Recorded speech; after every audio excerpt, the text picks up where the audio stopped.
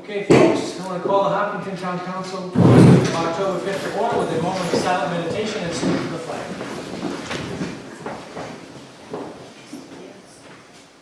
I pledge allegiance to the flag of the United States of America and to the republic for which it stands, one nation, under God, indivisible, with liberty and justice for all.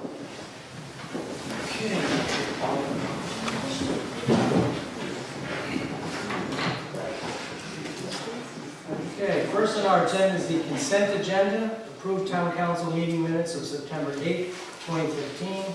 Town Council meeting minutes of September 21st, 2015. Approved refunds submitted by the tax collector. Approved abatements submitted by the tax assessor. Okay, September 21. Right, can we do this one by one because I have to abstain? Yep. Okay, motion to approve refunds submitted by the tax collector, approve abatements submitted by the tax collector. Okay. All those in favor? Aye. Approve town council meeting minutes of September 8th, 2015. Second. Okay, motion to second. All those in favor? Aye. Abstain. Oh, sorry, I'll change mine to abstain. I wasn't there either. Okay. Thank you. It's like, oh, yeah. We only have one. Just so it is. Just, Town council meeting minutes of 21. Discuss it. Yeah. Yeah, what is it? What page? Second.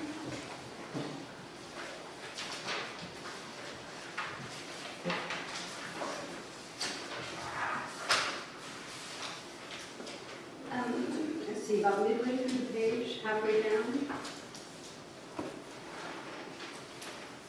Lisa? Yeah. It's the, if you are 6 feet away, there's a comma, or upwind. Wait, I'm trying to find you. Yeah. Okay, it's probably for about 10 minutes. If you are 6 feet away, or upwind, comma, this is the Stanford University study. Stanford, the university study, not standard. And if you go another 7 sentences down, police do not handle uncivil issues, comma, they address criminal activity.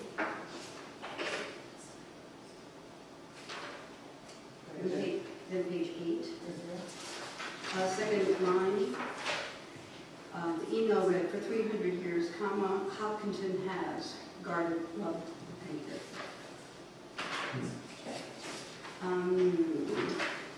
Page 10. End of the council president report. Councilor Capalvo added Jim Lampier to the planner for the thanks for the Hopkinton Rhode issue. I know he's been working on that. And I added Jim Lampier to Councilor Thompson thanked the manager and the solicitor's office in Public Works for the constant pressure on the developers to rectify the problem. I asked to please add James Lampier because he has been on that as well for the last couple of years. Page 11. About halfway to Mr. Rosso replied yes. She asked how many years were involved and were the payoff time frames separate. Say that again? And were the payoff time frames separate? I asked, I knew the bond was put together, but there are 2 different payoffs. And he said, he answered that. He replied 8 years and 10. Okay. And with the payoff time frames separate, because we're paying them off in a separate manner, even though it's a single bond. Okay, have time for this, okay. Yeah, and we're, yes, the comma and with the payoff time frames separate, period. And then he replied. That's all. Okay. Motion to approve town council meeting minutes of September 21st, 2015. Second. Motion made second. All those in favor? Aye. Thank you. Okay. First public forum. Anyone out there wishing to be heard tonight? Okay. Next on the agenda is Town Council President Report. I've got a couple items here. Just an update on a few things. The Route 91 rumble strip removal. I reached out to Francisco Rivera from DOT. He's kind of the one that's been the point of contact person. He said, Mr. Lindell, under the current schedule, we should be getting to Hopkinton by mid-October. This is weather dependent. We may be able to make up for lost days if we have a storm next week, but it should be able to be worked on by no later than early November.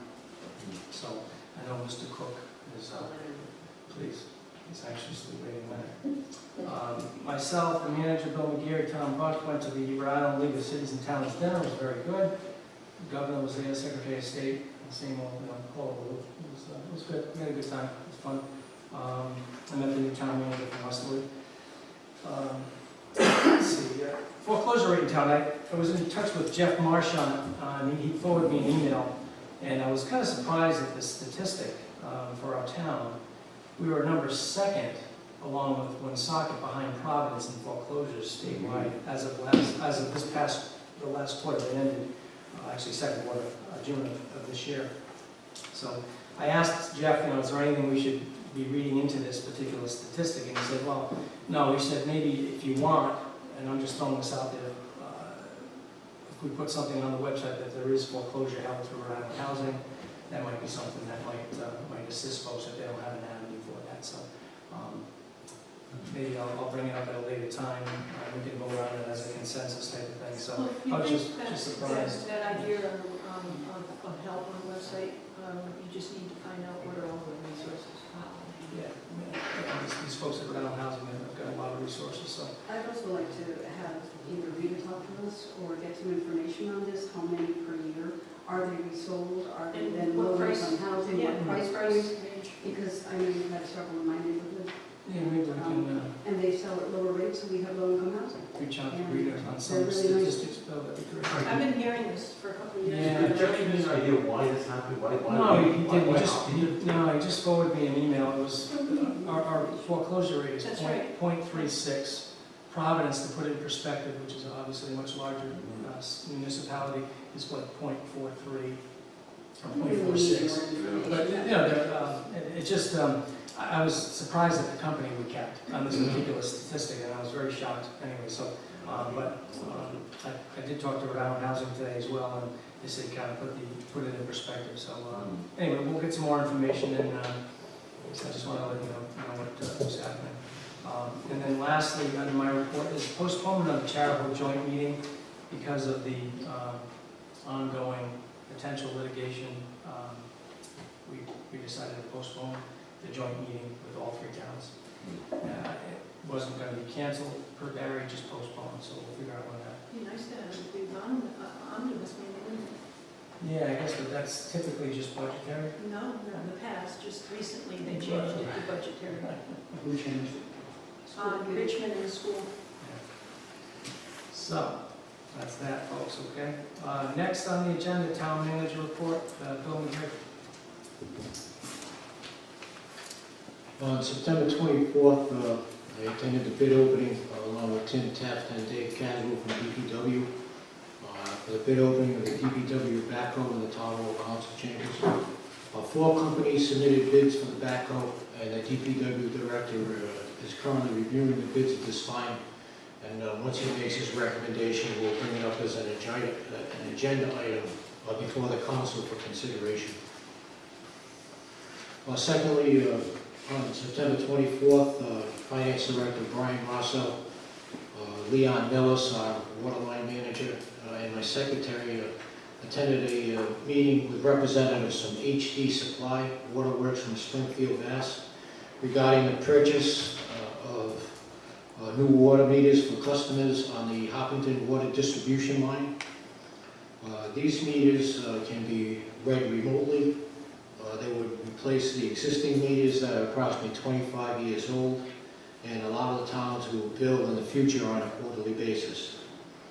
We've got some quotes for those that were very good, but there's much more work to be done regarding the purchase, the use.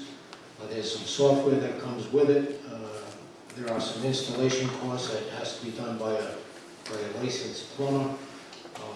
And all of this work is just one element in the overall improvement of our water distribution system that's being overseen by our water line review committee. So they're doing a good job, but it's a long-term project. Lastly, September 29th, I met with Brian and IT Director Ed Vasquez to finalize the plans for the town-wide acquisition of new copy machines and printers. Brian and Ed have worked on this project for months and have spent a considerable amount of time and effort to produce an effective and cost-efficient overall plan to refigure the town's departments' copy and printing equipment based on actual needs. This is kind of a town-wide perspective, purchasing new machines, getting rid of the inkjets that are so expensive, transferring a few machines around from department to department. They've really done a nice job. We have one final meeting next week to nail that down.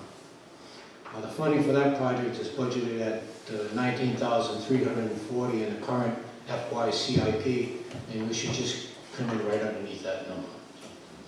Okay, thanks, Bill. Yes, Bill. On the packet, you also were able to have a periodic update on the status of the substation. Can you let us know what that is, or should we put it on another agenda? It's not on the agenda. Should we put it on another agenda? It's up to the council. Yeah, sure, it's fine. Because I'd like to know how that's going, and I'm sure the neighbors would too. Yes, Dave. Bill, on the water line meters, is that cost going to be incurred by the town, cost of replacing those, is that totally, or is it going to be shared by the customers?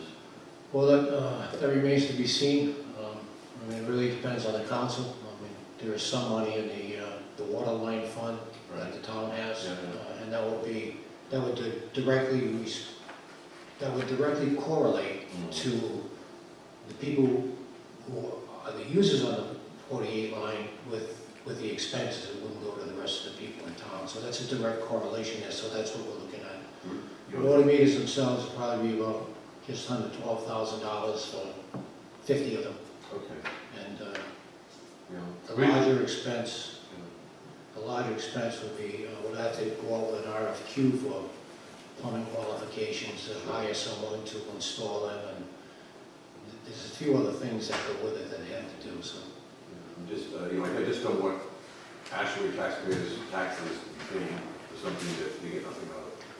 That's I say actually wrong, but we mean, That's a decision. That's my concern. That's a decision for the town council. Okay, The town has never paid for anything unless it was approved by the voters. right, good. Good question for you. Sure. In reference to the water line meetings, can we, I don't think it's happened, can we make sure that the council gets those minutes? I don't think they've been in the No, packet, and no, that way they should, can, yeah, they can keep track of what's Yeah. happening. I think the reason they didn't get them was they haven't been approved yet. Oh, okay. The next meeting, they're going to approve the meetings for the first two meetings. That'll be the third meeting. All right. And as soon as they're approved, I mean, we can send, Yeah, it's unapproved fine. meetings. No, we'll approve them and then we'll send them out. Yes. Okay. We'll make sure you get them. All right. Anything for Bill? Nope. Okay. Everybody asked. All right. Okay, next, folks, thanks, Bill. Next on the new business is the Community Septic System Loan Program. Discuss and consider voting to adopt a resolution authorizing the town to apply for and receive funding from the Rhode Island Infrastructure Bank through the Community Septic System Loan Program and execute a loan agreement and a non-restoring line of credit in the amount of $300,000. So moved. Okay. Motion made in second. I'll second. Motion made second, okay. And we're going to lead it into Mr. Lampier. We've got a nice cover letter from Bill here, kind of putting everything in perspective. And you have the floor. Good evening, Jim Lampier, Town Planner. About 6 months ago, I received a phone call from a Hopkinton resident expressing her displeasure at not being able to access low-interest funds to repair her septic system. And so she wanted to know why she was not able to do that. She called DEM and whatnot, and DEM told her that we are not in the program.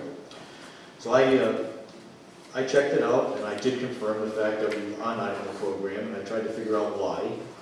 And so I researched back when our wastewater management plan was passed by the council back June 15, 2009.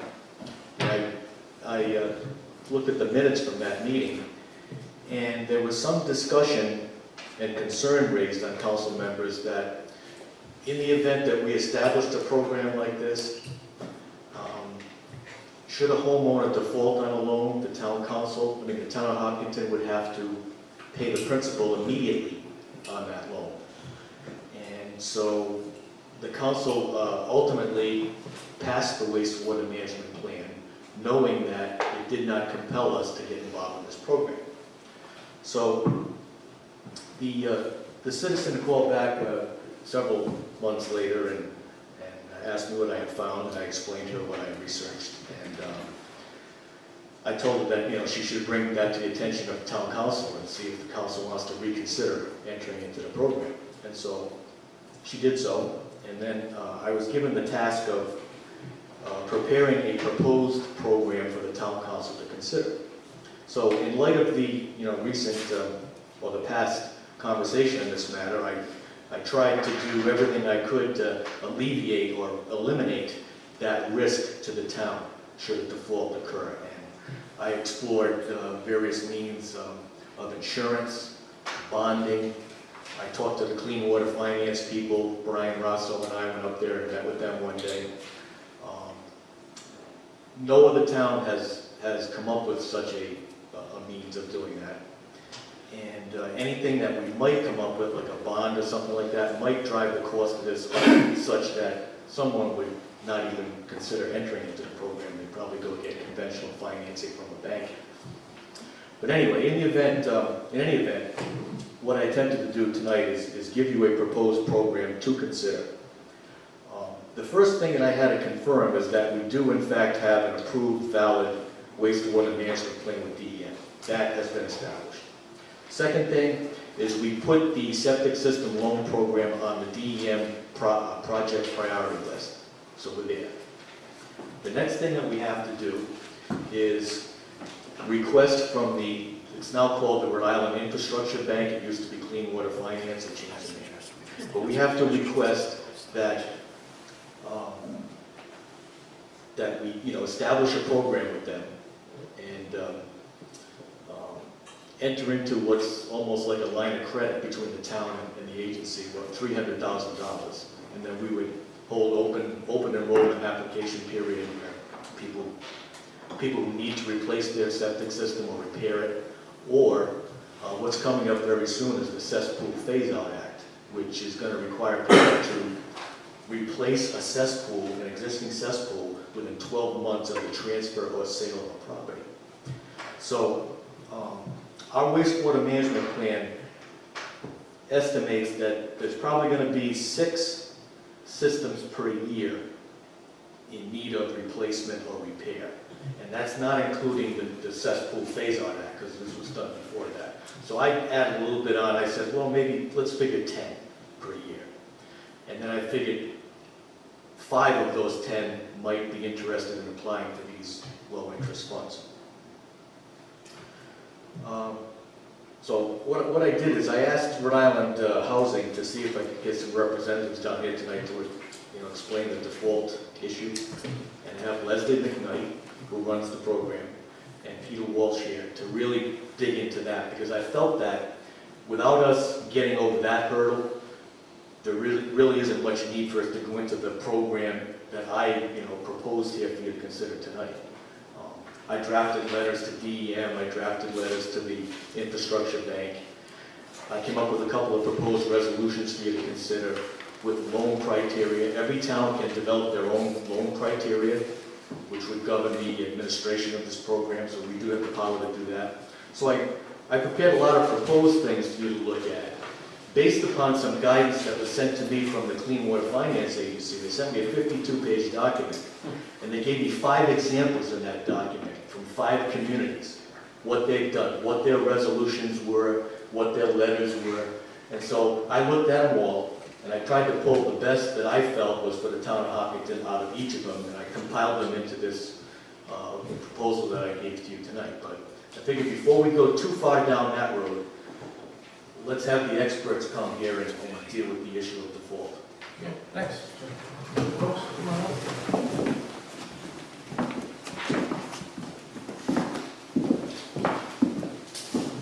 Hello. As Jim said, I'm Leslie McKnight. I'm the Director of Loan Servicing at Rhode Island Housing, and this is Peter Walsh. He is the Deputy Director of Programs. So we have a contract with Clean Water Finance Agency to administer their program. So the way this process works, as Jim said, each of the municipalities have agreements with Clean Water Finance Agency, and then we have an agreement with Clean Water Finance Agency to administer the program. Peter's group works on the administration of the loan program, so they take the application, they do the underwriting. Once the loan closes, I service the loan for the history of that loan.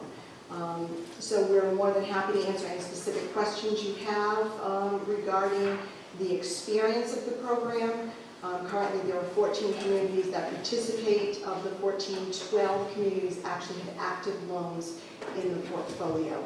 The largest community is North Kingston in terms of participation, and then Charlestown and Tiverton are a close second. So that's some general information about the program. What about default ratios, Leslie? So right now, in terms of performance of the existing portfolio, there's about 300 active loans, just over $3 million, and the average delinquency rate right now is about 4%, just under 4%. So these are junior loans, they're not first mortgage loans. For second mortgage loans, that's actually a really, really good rate in terms of performance. 4% is actually would be considered a strong performance for a second mortgage portfolio. To date, we've only actually had one loan that has defaulted, which means it has not been repaid. That was in the town of North Kingston, and that was a result of a short sale. So the homeowner could no longer make their payments on their mortgage, needed to sell the property, and there wasn't enough proceeds from the sale of the property to satisfy the first mortgage or to satisfy the clean water loan. So in that particular case, the town of North Kingston was responsible for repayment of those funds. That's one loan out of 585. Right. It's pretty good. Pretty good track record. Okay. All right, you guys, I'll start with Tony. You guys have any questions for the Rhode Island Housing Authority? You just answered it. Okay. I was trying to figure out what the percentage was. Low. Yeah, low. So we service the loan, so what does that mean? We send monthly billing statements, homeowners make the payments, we remit the funds to the Clean Water Finance Agency. And if the folks are delinquent, obviously we do outreach to find out why they're past due. We send delinquency notices and so forth. In the contract between us and Clean Water Finance Agency, once the loan becomes 60 days past due, we have the ability to go to Clean Water and ask for that loan to be pulled, and then they would come back to the municipality. We don't necessarily do that. We still try to work with the homeowner to collect that, and again, thus far we've been successful with that. Yes, sir. There's no cost to the town, you're just like a facilitator? There's a cost to borrow the money from Clean Water. Okay, and what is the percentage of that? That's between the agreement with you and Clean Water. Okay, Typically, the loans that we've seen from other municipalities, they charge the borrower 2%. Right, and they charge the borrower 2%, and we do receive a fee to service that loan of 50 basis points or 0.5% based upon the principal balance of the loan. And there will be a fee to the homeowner, a one-time fee of $300 to close the loan. We also provide a marketing material for the town, so we have something for every municipality that participates with us, and it would talk about the requirements and how they would get into the program as far as their income, what their debts can be. A lot of the towns say that they can't be behind in anything that they owe to the municipality, so the town does control what the guidelines are, which is good. And we always, if we have a situation where we look at the guidelines for any of the towns and it's a decline, we will call the town up and tell them what the issue is and let the town make the final decision whether they want this to be granted or not. So, anything for the Rhode Island Housing Authority? Yeah, I've got about 4 questions. One of them perhaps is not really to you, it might be go to staff and maybe we'll find out the answer later, but I wanted to know in the regulation, not the regulation, in our second resolution, there's a list, 1 through 8. Yeah, 1 through 8, and number 1, question I had is, a Rhode Island certified septic system inspector. What exactly does, how do they become certified, I guess? There are, Who certifies them? the state, there are particular inspectors that are certified by the state to do this So work. this is not It's like a DEM. business that goes around that actually repairs septic systems. It's not a business person. It would be someone within DEM? No, No. it could be, go ahead. Well, no, DEM does the certification. So the way the process works is the homeowner has to get an engineer to do their septic plan. Mhm. The contract, that septic plan has to be approved by DEM. Once the septic plan is approved by DEM, they get a contractor to actually do the work. Part of what we do is we make the disbursement. We will not make the final disbursement to protect the interest of your investment until an inspector from DEM has gone out and issued what they call a certificate of conformance. Once that certificate of conformance is issued, then we will make the final payment to that contractor to But make sure in the that. beginning, before the loan, before the contractor, before everything, don't they have to have someone, the inspector finds that their system's failed or substandard? Who is the person who inspects it and says, yep, it's failed? That would be DEM, right? So that was the No, question. septic inspectors. DEM does? No, private septic inspectors. Right. Who does?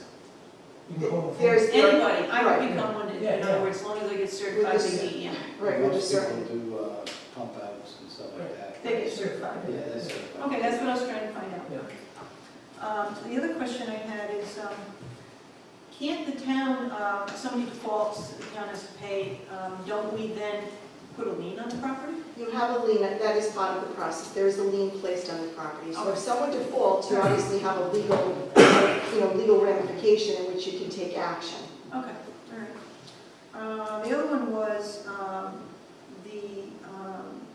if the town, one thing I heard was the town determines what the percent is for the loan, 1 or 2%, Yes. whatever it is, they Yep. decide. And I'm wondering what, and this would maybe go to Bill, the manager, what are the duties of the town? What exactly are we going to have to do? And who in staff is prepared to do it, and how much work is it? That's a good question. It was my understanding from Jim Lampier that in the past that there were some monitoring responsibilities and identification of cesspools, and that the town would have to maintain a list on an annual basis. So there are some town's resources that are going to be used in this process later on. What about the application process? Someone says, I want to do it. Do they come to the town and say, I want to do it? Or do They come to the town and say they want to do it. You control who gets the applications. It's not. we help them fill it out, make sure it's complete, that sort of thing? We do that too. Once they have an application, we have one dedicated employee that deals with clean water, septic. And they typically might look to the town. It's a one-page application. It's the same for every municipality. We just went through that process. Everybody had a different one. So the only thing that's different now are the requirements. So we have one page that talks about Bristol, for instance, and the same application that Tiverton uses. So the applications are all the same. It's one page, basically, name, address, income, debt, and signature. And I have one if you'd like it. We would like one. Is the town, in other words, does the town go through the whole process with the individual, and the town mails the application up, or do we just facilitate and off they go and they send it? Most towns, you facilitate and off they go. We handle all the criteria, we handle the credit, we handle everything once we get the application. Oh, all right. I don't see a lot of the town spending a lot of time handholding. Okay, thank you. Would you like? Yes, please. You could give that to the clerk. There's just one copy. Thank you.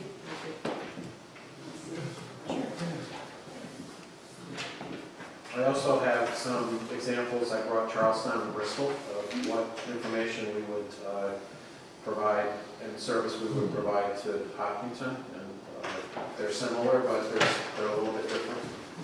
Yes, sure.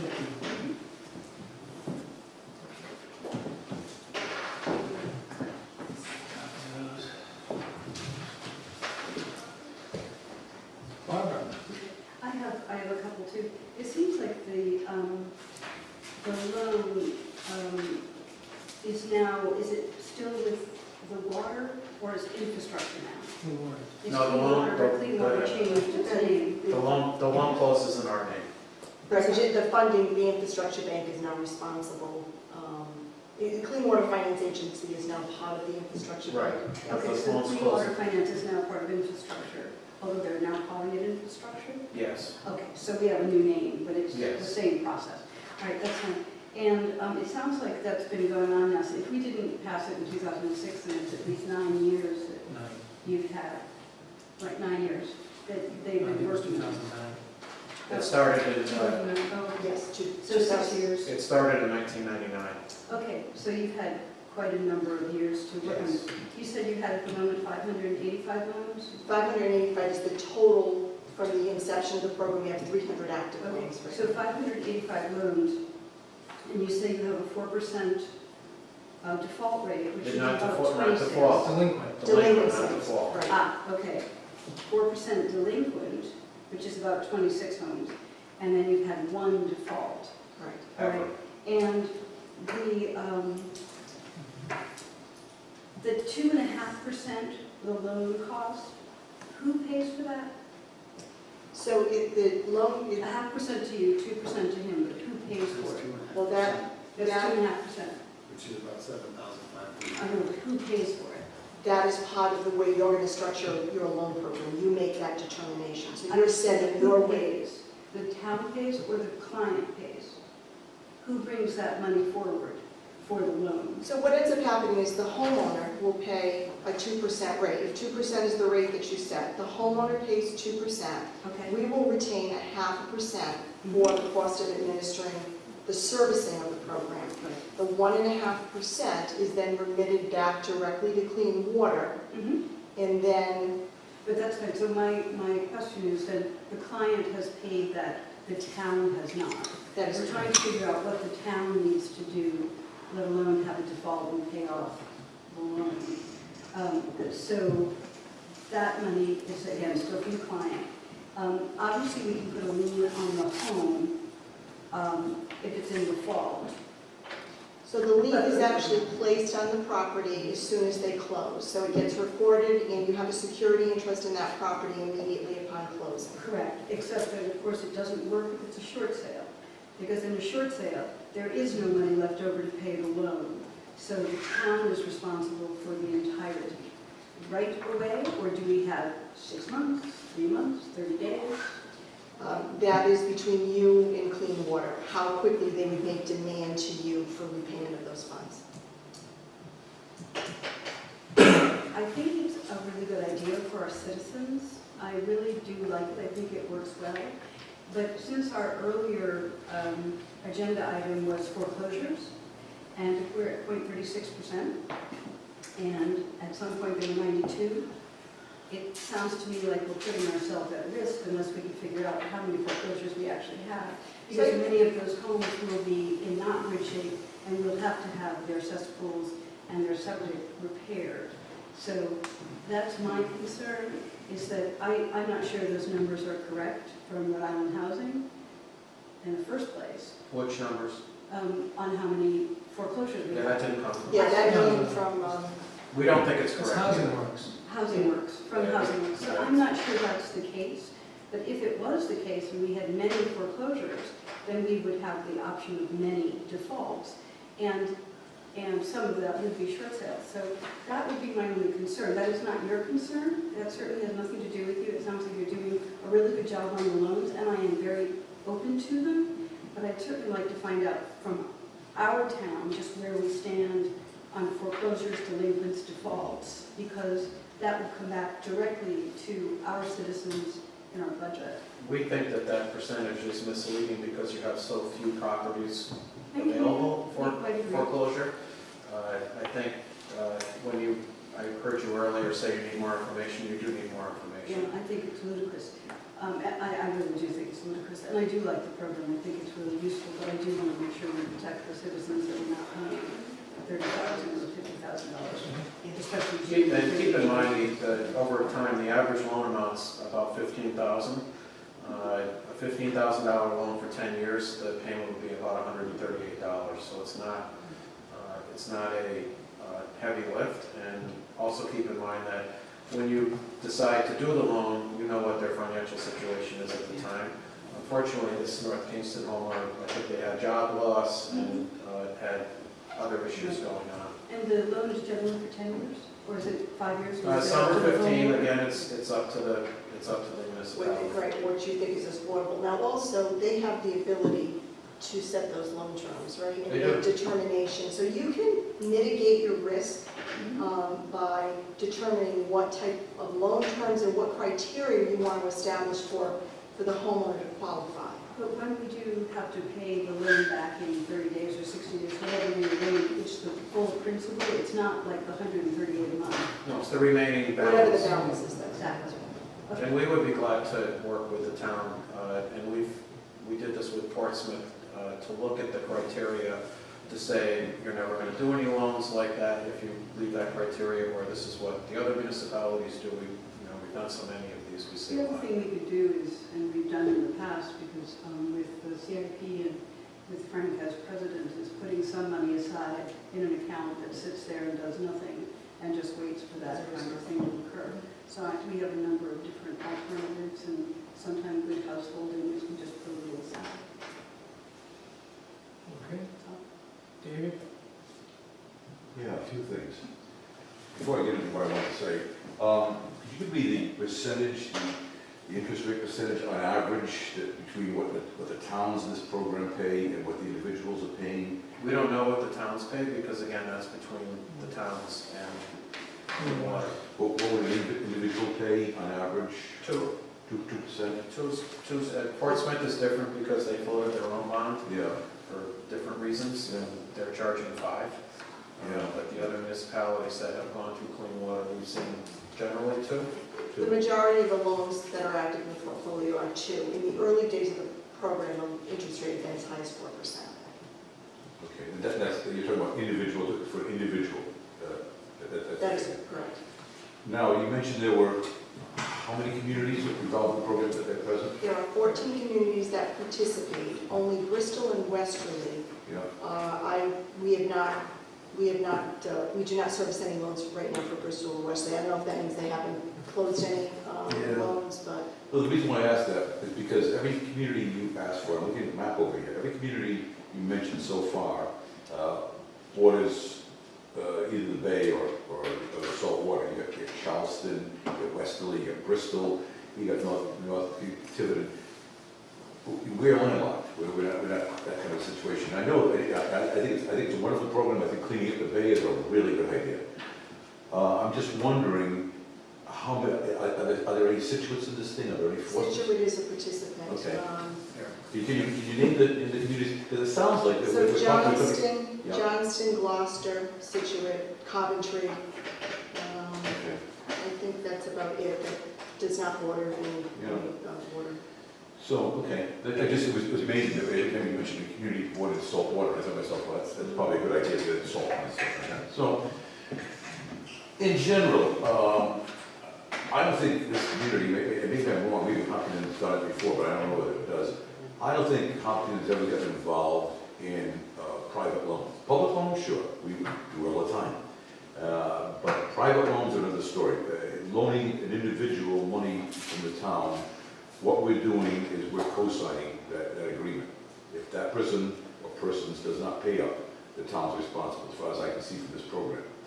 And I'm not real happy about that because for many reasons, people can default on loans. And we had a real problem years ago, and I don't want that problem to be facing the town. So I'm not happy with the town becoming a co-signer on a private loan. That's number one. We don't know, as far as I know, nobody seems to know how many problem septic systems, whether they're cesspools or septic systems, whatever, we have in this town. So we really don't know how many loans, if we participate in the program, how many loans we're going to be loaning out and what the costs are going to be. Jim mentioned that it might be 10 a year, something like that. It might be 6 and 4, something like that. Might be 6 and 6, might be 6 and 12. I don't know. And that bothers me that I don't know what we're facing as far as our responsibility goes. And every loan we put out, we co-sign. we're saying he will pay it, if they can't pay it, or they don't pay it for whatever reason. And you may not have had any defaults, or may not have any people, that may not be that many people in arrears, but I'm not happy with the fact that I'm responsible for a personal loan to a private individual. I think the reason why this program wants to get towns involved is because the towns, most towns, this town in particular, has a very good credit line, very good credit rating, bond rating. And it's much more comforting for those upstate as yourselves to have the towns participate in this program because we've got a good bond rating, and the person that we're participating with in getting their septic system cleaned up and repaired or replaced or whatever may not have such a good rating. And we're taking on that responsibility to that person rather than you once we co-sign that document. So as a result, I like the program. I think it's a great program, but I'm not too crazy about this town participating in a private loan. All right. I guess, well, just to answer, I guess some of the concerns, I know we've got a few more things we obviously have to kind of go over as far as the terms of what we want to set as a municipality, but I guess my question for you guys for down housing, to mitigate the risk, is there like a debt to income ratio that you guys on the application like figure out for the It's up to- applicant? We do, it's up to you to set it. We see 45%. Yeah, as an average, okay. All right. So if And as is credit, I mean, you can put a credit score to your point about their credit may not be so good, that's your control. okay. So we can say anything above 740 or whatever, Well, we would suggest that anything, if you said that, you probably wouldn't do too many loans. Oh, That's what I'm worried about. well, But, you know, you can go down towards 700, something like that. yeah, all right. I think, I would just say that this is an unusual program that we have a track record from 1999 where we've had one. One default, I mean, so that if That's if it minuscule. passes any indication of the future, I mean, that's a pretty good default. And the town could control if you could say you want to do only 6 a year. Right. You can, it doesn't, just because you take the 300,000, it's not, it doesn't say you have to give it out. Right. So all these things are variables that, so as I said, if there's nervousness up front, which anybody could understand, you can make it very limited up front and see if it works, and then over time could change it. Right. And I guess, to answer, Barbara, I know you're concerned about the foreclosure thing. I mean, I only put that under my report, just so you guys know, because I was set to be independent of this particular program. It only matters if the people that are in foreclosure or go to foreclosure have this money. So, I don't know if you can make a direct correlation on there about the number of folks that go into foreclosure and us being on the hook for these loans. It only matters if they took the money from the septic plan, so. I think it's certainly worthy. Kathy is a resident. She expressed an interest in using the loan program. She's in the audience tonight. And I think we can iron out the details, mitigate the risk, and proceed. That's for the taxpayers and whoever wants to use it, and the municipality of the town. So, I have a couple more questions. As far as foreclosure or credit issues, low incomes, whatever, we have this community development document, home repair program. So if we find that somebody thinks they're going to fill out an application and it doesn't look so good, we can point them toward the CDBG because they'll be eligible for that, likely. That's going to ensure, I would think, that we're going to get the septic done, but we're not going to end up in foreclosure or delinquency. The question I had was, what if you have a piece of land and they subdivide it? They don't sell their primary residence, they stay in the primary residence, but they subdivide a couple of lots off their land. So that doesn't require them to put in a septic within 12 months, does it?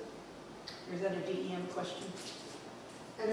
That would be a DEM question, but I'm thinking if there's not a structure on the they're trying to address with the requirement to replace cesspools. Right, That is right. specific They have to a a cesspool. cesspool. So there wouldn't be, if they subdivided the land, there wouldn't be a structure there, there wouldn't be an existing cesspool. So probably not.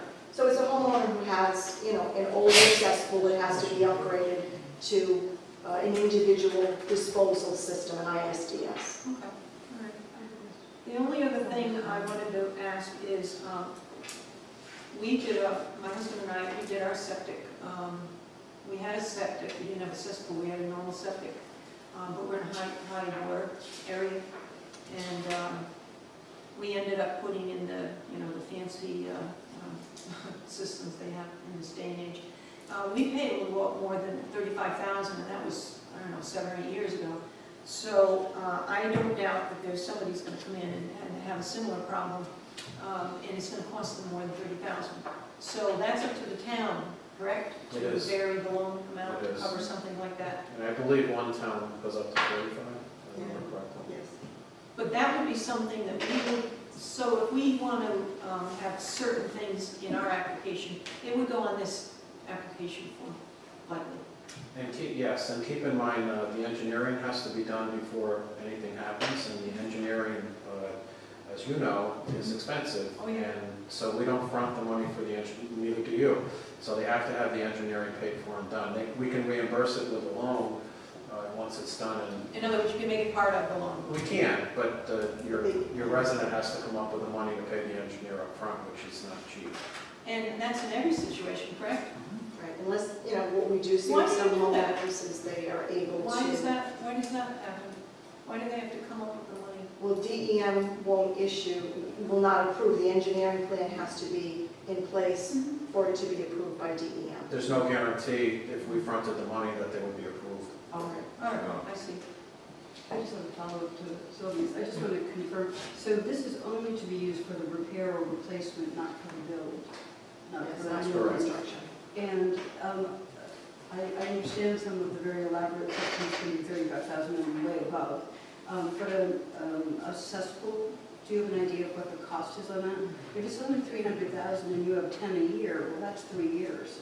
I mean, you would have no one after 3 years. So I mean, I'm sure that's not the way it would work, but. So you're asking if there's an existing cesspool to Yes, convert what would be to? an average cost on replacing the cesspool? Yeah, Because we- you certainly have those. I have to tell you, we don't have that much experience with that because this is new. But clearly, it's going to be more expensive than an existing septic system that needs a new leach field or some type of a redesign. Whether or not it's going to be as expensive as a property with a high water table where you have to do these high-tech systems. I don't know. I think it's probably 6 to 12. Yeah. 6 to 12 for cesspool? Yeah, I would think somewhere around It there. is. I mean, I don't mind cost me 20. And so we can choose, like, to do no more than 10 or no more than 6 a year? It's up to the town. Yeah, we set the parameters. We set the parameters.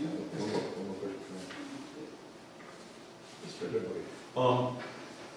So this program would only be implemented when a person sells their house and, so how do we determine that Joe Schmo who lives out in the woods has a bad cesspool? The inspector. And so is every house going to be inspected in this town by somebody? That is your decision. So some municipalities require owners to have inspections every 2 to 3 years. That is a requirement, and then they have to provide that information to the town for them to make a decision. Jim told me that is not your policy here. So really, it is the homeowner who has a failed system and needs to replace that system and needs the resource through this program. On resale, that is to be determined by the home buyer will do an inspection, and they will identify that the system fails, and their lender most likely is not going to provide them financing unless that is replaced. And any cesspool is considered failed. It doesn't there need not be an inspection, it's failed. So upon sale, a cesspool has to be replaced in a year. There's no inspection or somebody saying it looks good or it's flowing good, won't work after the first of the year. Sell your house now. Just one more comment. Years ago, I did a comprehensive study of Hope Valley, and we covered, we wanted to put in a water line, but it was only in a short section, but we didn't know what the rest of the village was like and all the streets around. And so we collected well and septic information, basically, you know, what kind they had, things like that. And of course, DEM knows who's got, they have all the records too, and they know who's got assessed for if they look. But I can say that was just Hope Valley that we studied, and quite frankly, I don't doubt that in the spring, you could drive down any street, open the windows and smell, and you're gonna know where they are, because there are septic systems that have problems all over town. So, it's up to the homeowner to decide to do something about it. And I thank you for wanting to do something about But it. as of January, it's mandatory. Yeah, I know.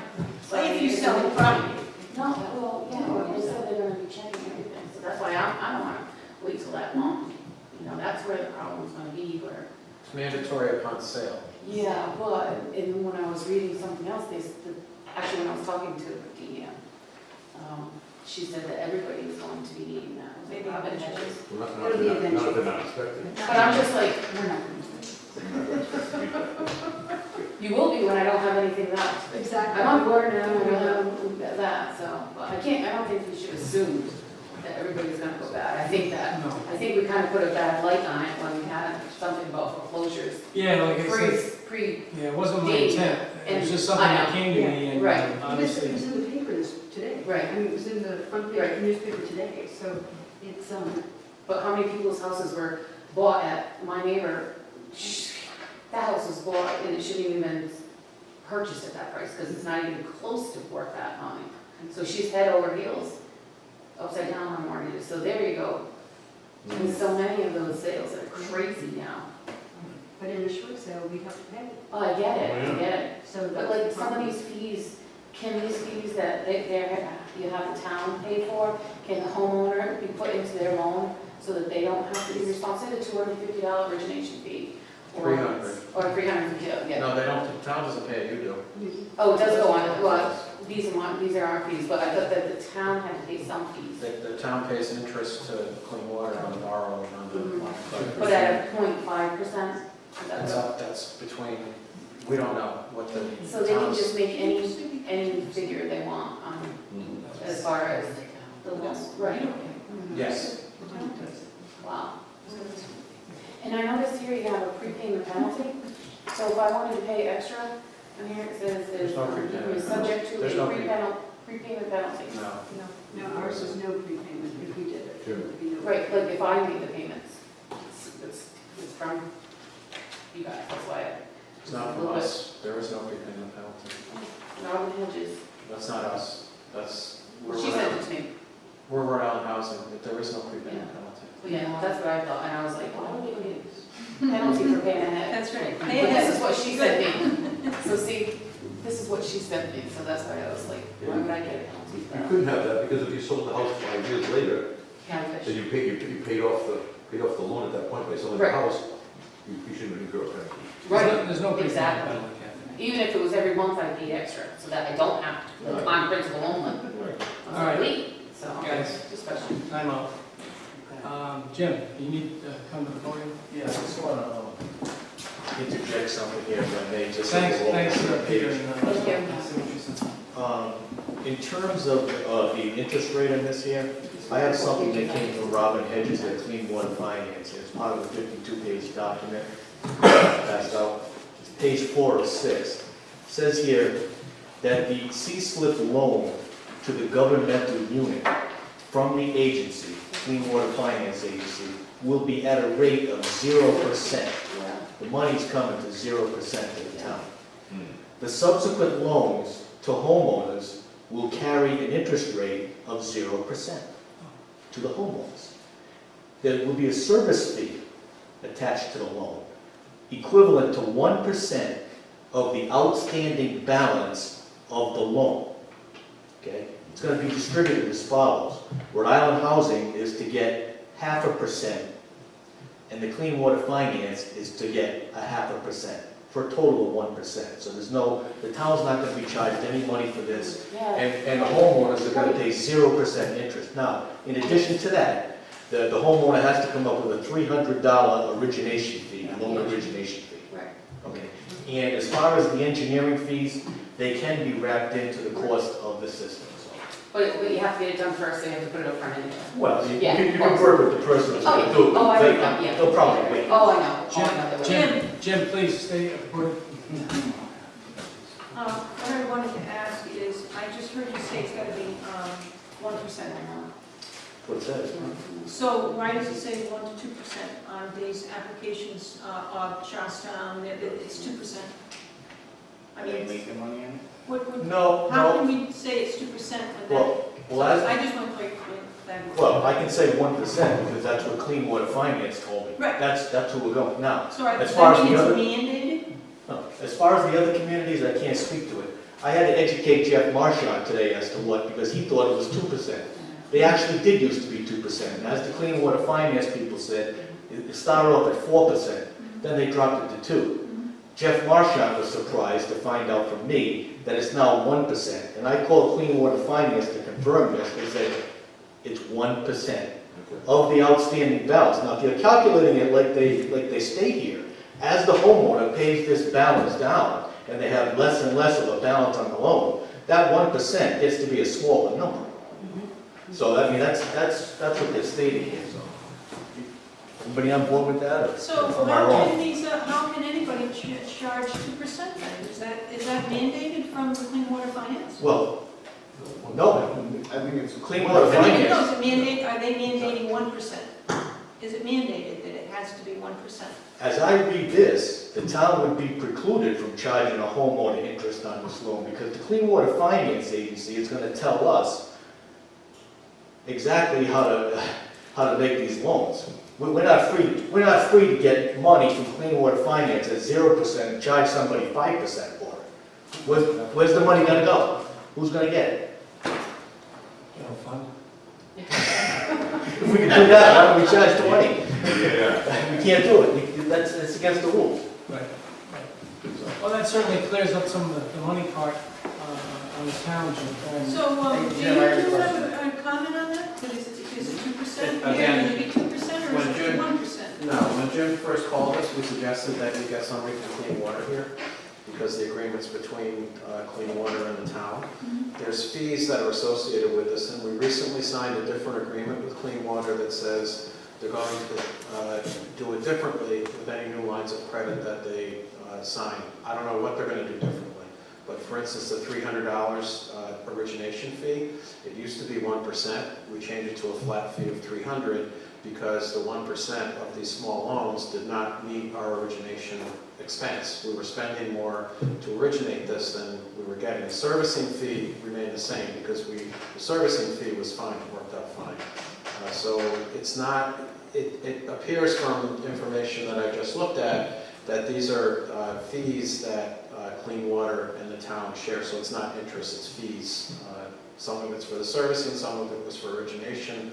So if you signed an agreement with Clean Water, you would be the first under the new agreement that we have with them, so we don't know what they're going to tell So how you. can we move forward if we don't know what's going to happen? Oh, no. Well, you need to get Clean Water. We need clean water. And I would also say Brian Moore from DEM is great to work. DEM is great to work for generally. He's been very helpful, but I would suggest that your question should go to Clean Water. One more thing. Yeah, Dave. Yeah, one more situation. By taking on this line of credit, I'm not too sure what that's going to do to our bond rating. And I don't want to destroy that bond rating, we've got a really nice one here. We're very proud of the fact that we don't owe too many people, and I don't want all of a sudden the bond people to say, boy, you've got a bunch of these loans out here with individuals, not with an entity per se, and it's not for building a new police station or repairing roads, it's with individuals. And I'm just concerned just to We tell us the have council. the ability to cap it, if we want to do 3 or 5 a year, Yeah. I mean, out of. Just the fact that we have a line of credit of $300,000, I'm concerned about the bond rating. So Bill, that's do you not- want to, hold on one second, guys. You want to comment on the bond? I didn't know we had a rating, but we do have a rating. Okay. Yeah, Oh, yeah, we do. we do have a rating. Brian, We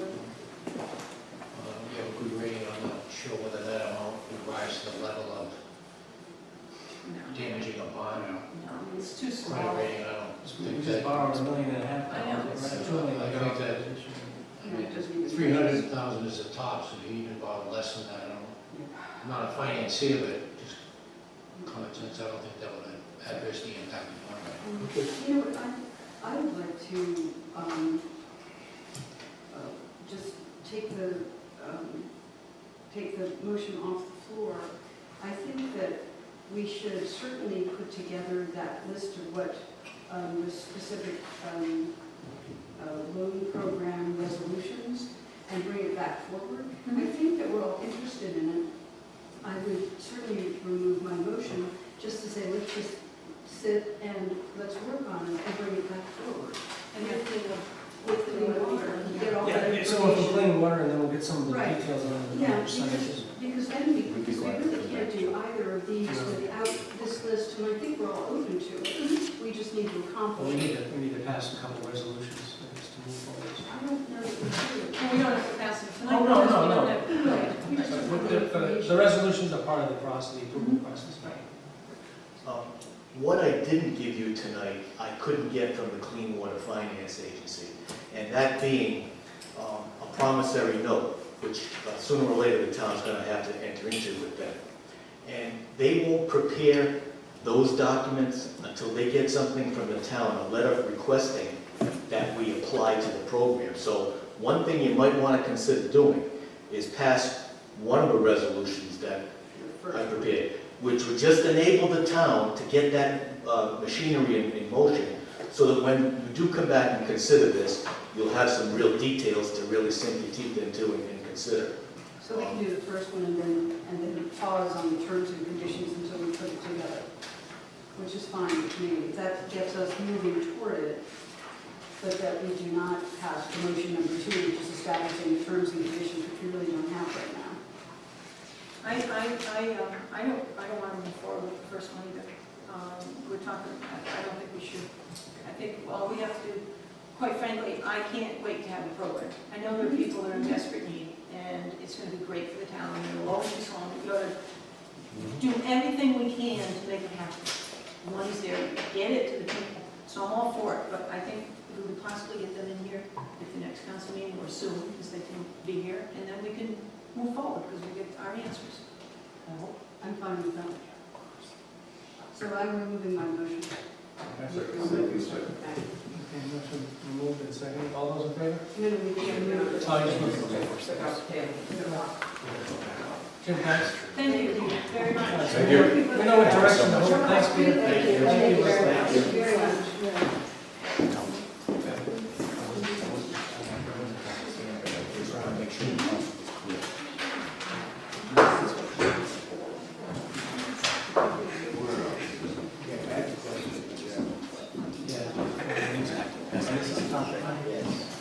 Hey, Jim, one more question, please. On this resolution, it said up to 4 dwelling units. First section. Yeah, it says loans are for single-family and multifamily dwellings, up to 4 dwelling units. It says loans are not, a few lines down, it says loans are not allowed for group or cluster septic systems. Then if you go a few pages over from a memo from you, Jim, it says, number D, you remove condominiums from the ineligible category. Now, condominiums are owned by individual people. Is that usually a one septic system for the whole condo unit? Or are they all individual septic systems? I was reading that last night, about 3 o'clock this morning, and I was like, wait a minute, that sounds like it. I think There's a it was conflict. Well, a condominium could be a duplex. It could be a multi-unit, or it could be a single family. Single family home could be a condo too. I took, When I think of condos, I think down the beach where there are 10, 12 units in there. We have done. Yeah, But I think that's why he removed it from that. Okay, so you would go by the resolution thing of no group or clusters, septic systems. our wastewater management plan precludes condos, ineligible. And I looked at that and I said, gee, what about the duplex or a single-family home that might be condo-wise? Okay, don't want to box them out, but yet we took care of that by anything over 4 units. If you have a condo that's more than 4 units, then I think it would be the condo association that would be, That was the only thing that I came up with last night. And then as far as up to 4, anything over 4 is commercial property. 4 units and below is residential. So that may be. Even in condos? No, I'm just talking about. Yes. Anything over 4 Yeah, units is yeah. considered commercial. So. if I could just revisit that 2% in other communities too, those are old loans, I might add too. They were established when the rate was 2%. It's now 1, it could go higher at some point in time, they vary. But right now, it's 1%. That's what clean water is dictating, right? Yes. And Rhode Island Housing gets 0.5% as a servicing. Oh, is it? Rhode Island Housing gets 0.5% and Clean Water Finance gets 0.5%. Oh, okay. Now, did you want me to get Clean Water Finance people down here for the next meeting? Is that- Yes. Okay. Please explain that. Yeah, that'd be great. So we can put those terms and agreements in place. Please, Bill. Or Dean as well? Okay, he mentioned some guy, I mean, who mentioned, not Jay. Yeah, Brian Moore, you mentioned Brian Moore, I believe. Yeah, you know, sure. Well, Jay Manning's involved with this program, but Brian Moore is involved with septic systems. Okay, I know them both, we can get them. one of them. Okay. Okay, I think we're moving in the right direction here. Okay. Thank you, Jim. Thank you. Next, under new business number 2 is to set a hearing date for ordinance amendment to update chapter 19, article 2, division 2, elderly, introduced and sponsored by Councilor Thompson. So, There was one correction I need to make, and pass those along, and make sure Lisa will. This amendment would allow a Hopkinton resident that's living in they inherited this dwelling to apply for the elderly exemption. So obviously the person has to be, you can only do it if you're 65 or older. I mean, it has to meet all those requirements, and you only get it if your income is within the poverty limits. So it's an. So it's the same thing, it's just that it adds another level, and that's where it reads the underlying. yeah, we're just setting it. Oh, I'm sorry, Yeah. then we don't need to Get into discuss it, it I'm tonight. Oh, okay, Just great. setting a date. Lisa, when I'm sorry, can thank you. You have a hearing on the 19th, so I think you're going to have to go into November. And November 2nd is your regular hearing for your renewals of liquor licenses, the campground Do it a licenses. second meeting in November, because So we're that not, would even be- if we pass it or we want to, it wouldn't become effective until December 15th, so we've got time. November 16th is your second meeting. Yes. November Good. 16th? That's fine, So good. thank you. Okay, that's set. Number 3 under new business, discuss whether the town is interested in entering into a contract with the Community Development Consortium for the administration of the CDBG program along the lines of the contract between the consortium and Narragansett. I'd like to suggest that I just get a consensus that the council, because Dave wasn't there for our workshop, but based upon what the councilors said in reference to the rental rehab program, in reference to what they said in this issue with the contract, I got the feeling that you want to move forward with the contract, it needs to be rewritten. There's a lot of it that is good, but I think it should mirror the conversations we had, and also some of the things we put into the rehab program. So what I thought I'd do is I'd just put something together, give it to Pat, let her look it over, and then send it to you guys. Okay, all right. Okay.